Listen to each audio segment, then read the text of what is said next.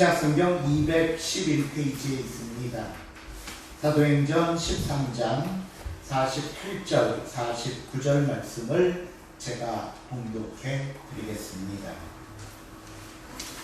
이방인들이 듣고 기뻐하여 하나님의 말씀을 찬송하며 영생을 주시기로 작정된 자는 다 믿더라. 주의 말씀이 그 지방에 두루 퍼지니라. 아멘.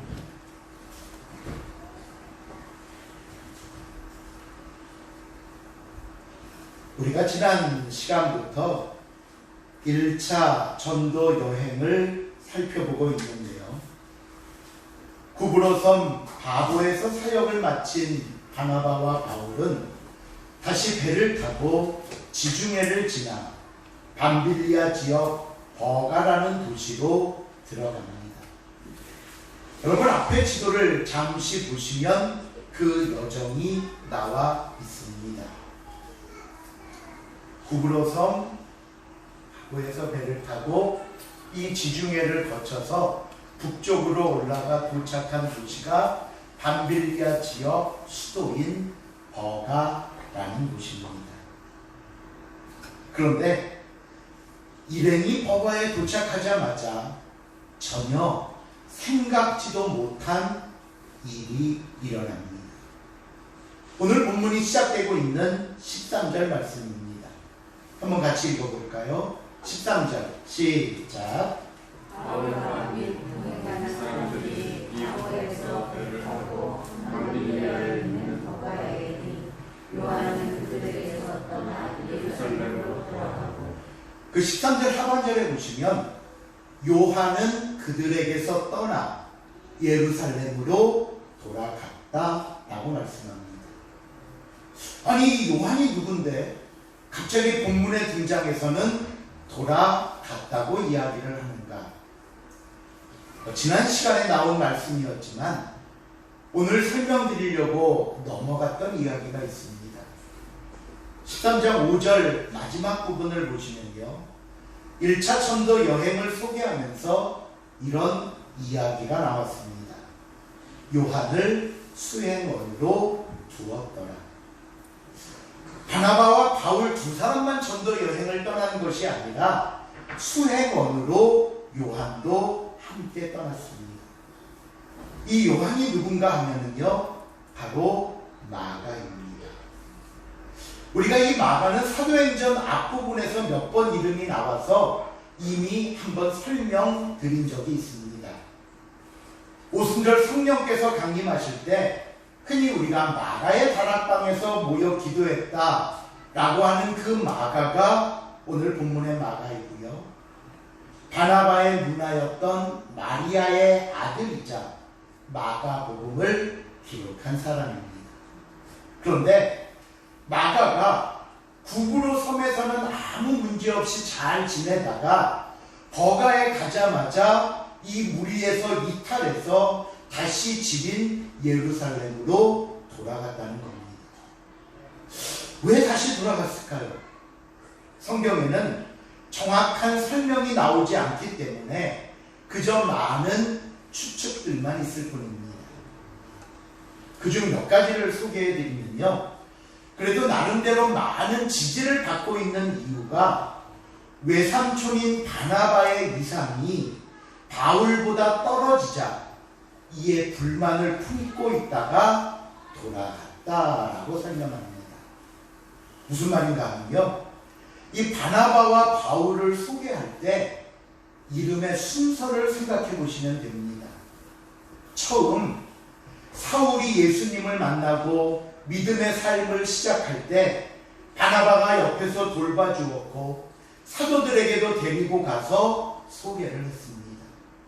또 바나바가 안디옥 교회를 맡아 담임 목회자로 사역을 하면서도 떨어져 있던 사울을 찾아가 불러다가 함께 사역을 함으로써 오늘날로 바꿔 말하면 바나바는 담임 목사의 위치에 있었고 바울은 부목사의 역할을 안디옥 교회에서 같이 감당하고 있듯 하였습니다.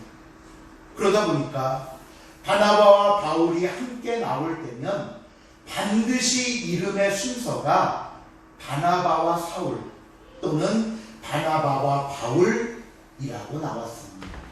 그런데 조금 전 13절을 다시 한번 보시면요, 바울과 동행하는 사람들이라고 하면서 바울의 이름이 제일 앞에 나오는 것은 물론이고 바나바의 이름은 나오지도 않습니다. 그저 그 동행하는 사람들 안에 포함되어 버린 것입니다. 그리고 나서 뒤에 보시면요, 43절에서는 바울과 바나바를 따랐다라고 하면서 바울의 이름이 먼저 나오고 있고요. 이런 순서가 이제는 거의 굳어진 듯이 46절에 바울과 바나바가 담대히 말했다. 50절에서는 바울과 바나바를 박해하였다라는 순서로 나오고 있습니다. 이렇게 이름의 순서가 바뀐 것은 서로의 위상이 바뀌었다는 것을 의미합니다. 안디옥 교회에서 처음 전도 여행을 출발할 때만 하더라도 바나바가 이 여행을 주도하면서 끌고 가는 상황이었습니다. 아마 마가도 그런 외삼촌을 의지하면서 전도 여행에 동행했던 것으로 보입니다. 그런데 구브로 섬에서 총독 서기오 바울의 구원 문제를 놓고 거짓 마술사인 바예수와 싸움을 벌일 때, 우리가 지난 시간에 나온 얘기죠. 바울이 성령의 능력으로 마술사를 주목하고 무너뜨린 사건이 나옵니다. 이 사건은 성령께서 바울을 통해 일하심을 보여주는 사건이었습니다. 그리고 이를 계기로 위상이 바뀌어서 이제 밤빌리아 버가에서부터는 바울이 주도하는 전도 여행이 시작되었음을 보여주고 있습니다. 바나바의 조카였던 마가로서는 이 모습이 쉽게 받아들이기 어려운 문제였습니다. 그러다 보니까 이런 변화에 대한 섭섭함 또는 속상함 또는 반항하는 마음이 쌓이다가 결국에는 더 이상 함께하지 못하고 마가는 예루살렘으로 돌아가게 되었다라는 겁니다. 물론 다른 이유라는 의견도 있습니다. 마가가 처음에는 기쁨으로 함께 따라 나섰지만 자신의 생각과는 전혀 다른 힘든 여정과 일들이 일어나자 그걸 믿음으로 감당하지 못하고 돌아갔다는 겁니다. 쉽게 말하면 저 부잣집 도련님이 감당하기에는 이 전도 여행이 너무 힘든 여정이었다는 거예요. 또 다른 이유는 향수병에 걸려서 돌아갈 수밖에 없었다라는 이야기도 있고요. 바울의 리더십 때문에 충돌했다라는 얘기도 있습니다. 우리가 이 사도 바울의 모습을 보면요, 때로는 좀 강직합니다. 근데 바나바는요, 일을 할 때 언제나 사람 중심입니다. 일이 좀 늦어지고 실패하더라도 그저 사람 상처 안 받고 위로자의 아들이라는 말처럼 항상 사람 중심으로 바나바는 일을 했는데 바울은 일 중심입니다. 계획되면 밀어붙여야 되고요. 결과가 나와야 되고요. 그러다 보니까 이런 부분에 있어서 마가와 부딪히고 힘들었다는 겁니다.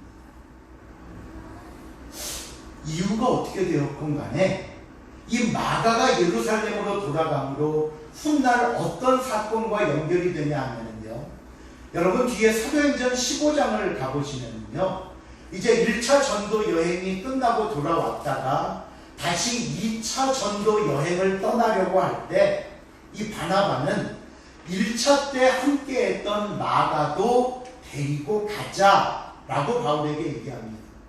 근데 바울은 바로 오늘 본문에 나오는 마가의 행동을 이유로 절대로 함께 갈 수 없다고 강하게 거부하는 내용이 나옵니다. 이런 내용들을 볼 때 마가가 다시 돌아간 행동이 정당했다거나 다른 사람들의 이해를 얻을 수 있는 상황은 아니었겠는가 짐작해 볼 수 있고요. 또 바울이 이렇게 강하게 문제를 제기하고 하는 것을 볼 때 다른 문제가 아니라 바울과의 문제였을 가능성이 많다는 것을 짐작해 볼 수 있습니다. 자, 여러분, 은혜롭게 출발한 전도 여행이었지만 얼마 가지 못해 한 사람의 이탈로 내부적인 문제가 생기게 된 것입니다. 마가가 다시 돌아갔다는 것은 어떤 이유가 되었든지 바울과 바나바에게는 상처였습니다. 바울은 마가의 행동에 굉장히 화가 많이 났고요. 아마 그런 모습을 보면서 바나바는 미안했을 것입니다. 이런 분위기가 얼마나 지속되었는지는 모르겠지만 분명히 전도 여행에 상처와 오점을 남긴 것만은 틀림없는 사실이 되었습니다. 그런데 이런 상황에도 불구하고 오늘 본문이 우리에게 보여주시는 내용이 있습니다. 우리 그 다음 14절 한번 읽어볼까요? 14절 말씀 시작. 그들은 너가에서 더 나아가 비시디아 남유대에 들어 안식일에 회당에 들어가 앉으니라. 지도를 다시 한번 보시면요, 여기 바보에서 배를 타고 버가에 갔는데 버가에서 마가 요한이 돌아갔고요. 그러면 여기서 분명히 상처와 오점과 분명히 충돌과 갈등이 있었을 텐데 성경은 뭐라고 얘기를 하냐면 더 나아가 비시디아 안디옥에 갔다라고 이야기를 합니다. 버가에서 더 안쪽으로 들어가 안디옥이라는 곳에 도착합니다. 물론 여기서 나오는 안디옥은 저쪽에 안디옥 교회가 있는 여기 안디옥과는 다른 지역입니다. 제가 예전에 안디옥 도시를 설명하면서 셀루쿠스 니카도르가 자신의 아버지인 안티오쿠스의 이름을 따서 여러 곳에 안디옥이라는 이름의 도시를 세웠다고 말씀드린 적이 있습니다. 그러다 보니까 바로 오늘 사도행전에서만도 두 곳의 안디옥이 나오게 되는데요. 각 지역의 안디옥을 구별하기 위해서 저쪽에 안디옥 교회가 있는 이 안디옥은 수리아 또는 시리아 안디옥이라고 부르고요. 이쪽에 내륙에 있는 소아시아 지방에 있는 안디옥은 성경에서 설명하고 있듯이 비시디아 안디옥이다라고 구별하고 있습니다. 마가의 일로 바울과 바나바가 상처를 받은 상황에서 성경은 비시디아 안디옥으로 더 나아간 바울과 바나바를 소개하는 것입니다. 이 말씀이 우리에게 주시는 교훈이 있습니다. 여러분, 어떤 문제가 있든지 절대로 주저앉지 말아야 한다는 것을 가르쳐주고 있습니다. 살다 보면 누구나 상처를 받습니다. 내가 잘못한 일로 상처를 주기도 하고요. 때로는 상처를 받게 되는 경우도 있습니다. 어떨 때는요, 정말 무방비 상태로 있다가 정말 전혀 생각지도 못한 일로 상처를 받기도 합니다. 그런데요, 상처를 받는 것은 내 뜻과 상관없다 하더라도 그 상처를 어떻게 대하느냐는 것은 나에게 달려 있습니다. 어떤 사람들은 상처로 인해 자책하면서 삽니다. 상처가 트라우마가 되어서 평생을 시달리기도 합니다. 미안해하고 두려워하면서 해야 할 일을 하지 못하고 나가야 할 방향으로 나가지 못하고는 그저 자리에 주저앉아 망설이다가 포기하는 경우가 많다는 것입니다. 그러기에 이 시간 사랑하는 성도 여러분, 상처로 인해 자신을 미워하지 마십시오. 상처 속에서 자신을 영원히 묶어두려고 하지도 마십시오. 감정이 나를 주관하는 것이 아니라 하나님의 말씀이 나를 주관하게 하십시오. 말씀 안에서 내 자신을 굳세게 하십시오. 내게 어떤 상황, 어떤 경우라도 하나님의 뜻에 나를 맡기고 순종하는 것입니다. 오늘 바울과 바나바는 내적으로 깊은 상처를 받았음에도 불구하고 자신들의 감정을 내세우지 않았습니다. 오직 하나님의 말씀, 오직 하나님의 뜻, 그리고 이로 인한 자신의 사명이 무엇인지 그 사명을 붙잡고 나갔다는 것이 오늘 저와 여러분이 깨달아야 할 첫 번째 교훈입니다. 이렇게 가까스로 상처들을 봉합하고 나아갔는데 바울과 바나바에게 불어닥친 또 다른 문제가 있었습니다. 오늘 본문 15절부터 41절까지 말씀은 사도 바울이 안디옥 회당에서 들어가 설교를 통해 복음을 전하는 내용을 담고 있고요. 그러고 나서 그 다음 42절부터 보시면 이 바울의 설교를 들은 사람들의 반응이 나옵니다. 먼저 42절입니다. 시작. 그들이 말했을 사람들이 청하되 다음 안식일에도 이 말씀을 하라. 바울이 설교를 마치고 회당을 나서려고 하자 사람들이 막 바울을 쫓아가서는 뭐 요즘 말로 말하면 수고하셨습니다, 감사합니다 그러면서 다음 주에도 또 오셔서 말씀을 전해달라고 부탁을 했다는 거예요. 바울 입장에서 얼마나 보람되고 감사한 일이겠습니까? 그렇죠? 그것뿐이 아닙니다. 43절에 보시면요, 그 회당의 모임이 끝난 후에 유대인과 유대교에 입교한 경건한 사람들이 많이 바울과 바나바를 따랐다고 이야기를 하고 있고요. 그 다음 44절에서는요, 그 다음 주 안식일에 바울이 약속대로 다시 말씀을 전하기 위해 회당에 갔더니 뭐라고요? 온 시민이 거의 다 하나님의 말씀을 듣고자 모였더랍니다. 이야, 참 보기 좋고 은혜로운 모습입니다. 이런 결과들은 바울과 바나바의 수고를 위로하고 앞으로 계속해야 할 전도 여행에 힘을 실어주는 모습임에 틀림없을 것입니다. 그런데 반응이 이거 하나면 얼마나 좋겠습니까? 이번에는요, 정반대의 반응도 있습니다.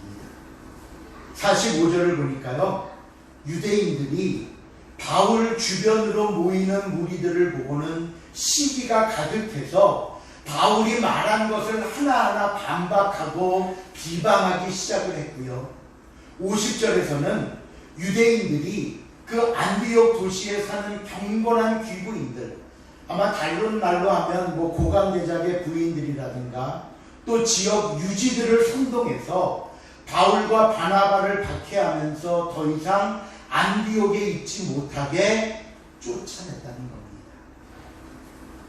쫓아냈대요. 그래서 지도를 보시면요, 결국 이 안디옥에서도 더 오래 있지 못하고, 그러니까 뭐 한 주간 정도 있었네요. 그렇죠? 말씀 전하고 그 다음 주에 다시 회당에서 전하고 쫓겨났으니까, 그리고 곧바로 이고니온으로 옮겼다 라고 말하는 게 본문의 내용입니다. 저는 이 설명 중에 쫓겨났다는 말씀이 마음에 좀 걸렸습니다. 분명히 이번 전도 여행은 기도 중에 결정한 일입니다. 하나님께서 함께 하신다는 분명한 약속을 받고 움직인 일인데 왜 일도 마무리 짓지 못하고 도망치듯 쫓겨나야 하는가 말입니다. 왜 쫓겨나야 하는가? 우리가 생각하는 바대로 이야기하면요, 하나님께서 이런 일이 일어나지 않도록 막아주셔야 됩니다. 우리가 지난번에 거짓 마술사를 바울이 성령의 능력으로 눈을 멀게 하고 무너뜨리듯이 안디옥에서도 비방하고 반대하는 사람들이 있으면 보란듯이 혼내주셔야죠. 보이셔야죠. 복음을 통해 더 많은 사람들이 예수를 믿을 수 있게 도와주셔야 되는 거 아닙니까? 근데 성경은 항상 이 부분에서 우리의 생각과 다르다고 말씀합니다. 그러면서 뭐라고 말씀하시냐면요, 고난에 대한 하나님의 섭리를 이해하라고 말씀합니다. 조금 말이 어려워 보이죠? 고난에 대한 하나님의 섭리를 이해하라. 쉽게 설명드리면요, 하나님께서 바울과 바나바가 방해를 받고 박해를 받아서 쫓겨나는 것을 통해 이루고자 하시는 것이 있다는 겁니다. 그 이루고자 하시는 하나님의 섭리를 알아야 된다는 거예요. 이것은 바울과 바나바뿐만 아니라 우리 삶 속에서도 무척 중요한 이야기입니다. 혹시라도 여러분 고난과 어려움 가운데 있으시다면 하나님께 기도하면서 꼭 이 질문을 드리십시오. 하나님, 제가 당하는 이 어려움을 통해 무엇을 이루고자 하십니까? 고난에는 뜻이 있다고 말하지 않습니까? 나의 고난을 통해 하나님의 어떤 뜻을 이루고자 하십니까? 오늘 바울과 바나바도 마찬가지였습니다. 이들이 받은 고난을 통해 하나님께서 이루고자 하시는 분명한 뜻이 있었습니다. 바울과 바나바는 들어가는 도시마다, 바보에서도 그랬고요, 안디옥에서도 그랬고요, 회당에 들어가 복음을 전했습니다. 회당에 들어갔다는 것은 당연히 그 안에서 복음을 듣는 사람들은 유대인들입니다. 그런데 그 유대인들이 바울과 바나바를 시기하고 박해하면서 안디옥에서 더 이상 있지 못하게 하고 쫓아냈다는 거예요. 그렇다면 이 유대인들의 박해와 고난이 어떤 결과를 만들어냈는지 한번 볼까요? 46절입니다. 시작. 바나바가 담대히 말하여 이르되 하나님의 말씀을 마땅히 먼저 너희에게 전할 것이로되 너희가 그것을 버리고 영생을 얻기에 합당하지 않은 자로 자처하지 우리가 이방인에게로 향하노라. 바울과 바나바는 유대인들을 먼저 생각하고 회당에 들어가 그들에게 복음을 전했습니다. 그런데 뭐라고요? 들어야 할 사람들이 듣지 않고 받아들여야 할 사람들이 받아들이지 않으므로 스스로를, 유대인들이 자신들을 영생을 얻기에 합당하지 않는 자로 자처했답니다. 우리 복음 필요 없어, 우리 예수 필요 없어, 우리 영생 필요 없어 걷어찼다는 거예요. 그렇다면 바울과 바나바는 이런 유대인들의 행동과 모습을 보면서 어떻게 해야 될까요? 제일 마지막에 보니까 뭐라고요? 그렇다면 우리는 이방인에게로 향한다. 유대인들이 거부하는 것을 보면서 바울과 바나바가 다시 한번 깨달은 것이 있습니다. 자신들이 왜 예루살렘에서 나와 안디옥의 교회를 세워야 했는지, 그리고 안디옥 교회에서 왜 자신들을 파송했는지. 47절 볼까요? 47절 시작. 주께서 이같이 우리에게 명하시되 내가 너를 인도하여 주소서 너로 땅 끝까지 구원하게 하리라 하셨느니라. 예? 나는 유대인들의 복음을 전할 게 아니라 이방인들을 위해 복음을 전해야 되는구나. 땅끝까지 복음이 전파되어야 한다는 사실을 다시 한번 깨닫고 다짐하는 기회가 되었던 겁니다. 이 결과를 보면서 앞에서 했던 질문과 답을 다시 한번 해보겠습니다. 하나님은 바울과 바나바가 당하는 고난을 통해 무엇을 이루고자 하셨을까요? 그 대답은 이방인에게 복음을 전해야 한다는 사실을 다시 밝히 보여주시고 그 길로 인도하셨던 것입니다. 48절입니다. 시작. 이방인들이 듣고 기뻐하여 하나님의 말씀을 찬송하며 영생을 주시기로 작정된 자는 다 믿어라. 이방인들이 듣고 기뻐했습니다. 하나님의 말씀을 찬송했고 영생을 주시기로 작정된 자는 다 믿었습니다. 그래서 고난에는 하나님의 섭리가 있습니다. 고난을 통해 하나님의 뜻을 깨달을 수 있다면 그냥 고난받고 있다고 화를 내고 실망하고 좌절해야만 하는 문제가 아니라 하나님의 뜻을 깨닫고 삶의 방향을 다시 바로잡는 기회가 될 수 있기 때문입니다. 그래서 다윗이 고난을 앞에 두고 고백했던 너무나 유명한 고백이 있습니다. 고난 당하기 전에는 내가 그릇 행하였더니 고난 당하기 전에는 내가 내 마음대로 행하고 내가 하고 싶은 대로 하고 죄지어도 죄인 줄 모르고 살았더니 이제는 주의 말씀을 지키려 합니다. 고난 당한 것이 내게 유익이라. 이로 말미암아 내가 주의 율례를 배우게 되었나이다. 누가 고난당한 것이 유익이라고 자신 있게 말할 수 있겠습니까? 그러나 그 고난이 준 결과를 볼 때 내가 죄를 끊고 내가 방탕했던 삶과 내 멋대로 살았던 삶을 내려놓고 하나님의 뜻을 깨닫고 순종하게 됐다면 고난마저도 내게 유익이더라는 겁니다. 바라기는 고난 앞에서 저와 여러분에게도 이런 고백이 나올 수 있게 되기를 주님의 이름으로 부탁을 드립니다. 말씀을 냈습니다. 우리는 본문을 통해 뜻하지 않은 두 종류의 고난과 상처를 보았습니다. 누구보다 믿었기에 동행했던 마가의 탈락은 분노와 함께 두 사람 사이에 틈이 생기고 갈등이 일어나는 결과가 될 수도 있는 일이었습니다.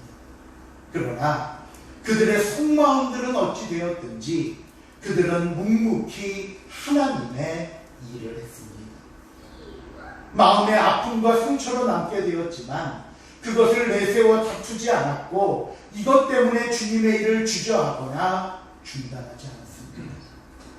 또 고난이 오고 어려운 일들이 생길 때마다 하나님께 기도하며 물으시라고 말씀드렸지요. 뭐라고요?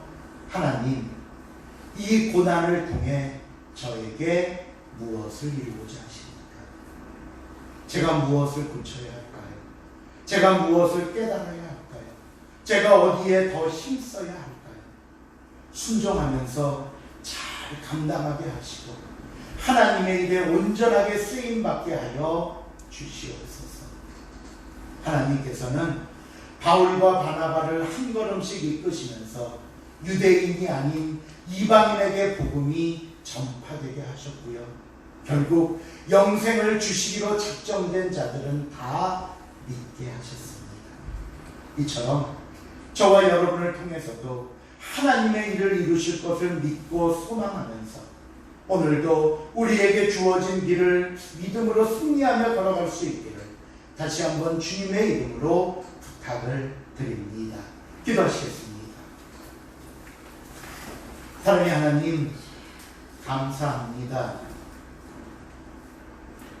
바울과 바나바의 모습을 보면서 우리 앞에 주어진 수많은 고난과 아픔과 상처가 있지만 감정이 나를 주관하고 감정이 휘둘리는 삶이 아니라 오직 말씀 따라서 주님 바라보며 오늘도 내게 주어진 일이 무엇이고 내가 해야 할 일이 무엇인가를 바로 깨닫고 나아갈 수 있도록 가르쳐 주시니 감사를 드립니다.